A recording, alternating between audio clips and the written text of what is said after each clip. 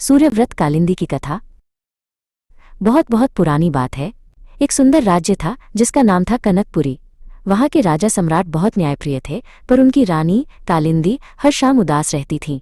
उन्हें एक संतान की कमी थी। एक दिन राजा और रानी नदी किनारे घूम रहे थे। उन्होंने देखा वहां बैठी एक वृद्ध ज्ञानी महिला मैत्रेयी धूप में सूखे पत्तों पर कुछ लिख रही थीं। रानी कालिंदी ने उनसे पूछा, हे ज्ञानवान, क्या कोई ऐसा व्रत है जो जीवन की सबसे बड़ी कमी को पूरा कर सके, जो मन में आशा का नया बीज बो सके? मैत्रेयी ने मुस्कुराकर कहा, एक महाव्रत है जिसे सूर्यव्रत कहते हैं। ये 4 दिनों का व्रत है जिसमें डूबते और उगते दोनों सूर्य को अर्घ्य दिया जाता है। सूर्य देव ही जीवन, ऊर्जा और संतान के दाता हैं, मैत्रेयी ने समझाया। इस व्रत में आप सूर्य की बहन छठी मैया से भी प्रार्थना करती हैं, जो सभी बच्चों की रक्षक है। रानी कालिंदी ने पूरी श्रद्धा से सूर्य व्रत करने का संकल्प लिया। पहले दिन उन्होंने शुद्धता से भोजन ग्रहण किया। दूसरे दिन उन्होंने खरना का प्रसाद बनाया।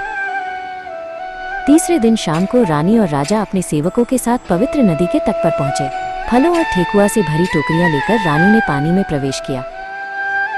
रानी ने डूबते सूर्य को पहला अर्घ्य दिया। हे सूर्यदेव, हमें प्रकाश दो। हे छठी मैया, हमें आशीष दो। रानी के होठों से ये प्रार्थना निकली। अगली सुबह ठंडी हवा में रानी ने उगते हुए सूर्य की पहली किरण का इंतजार किया। जैसे ही सूर्य ऊपर आया, उन्होंने दूसरा और अंतिम अर्घ्य दिया। कुछ ही समय बाद रानी कालिंदी की गोद खुशियों से भर गई।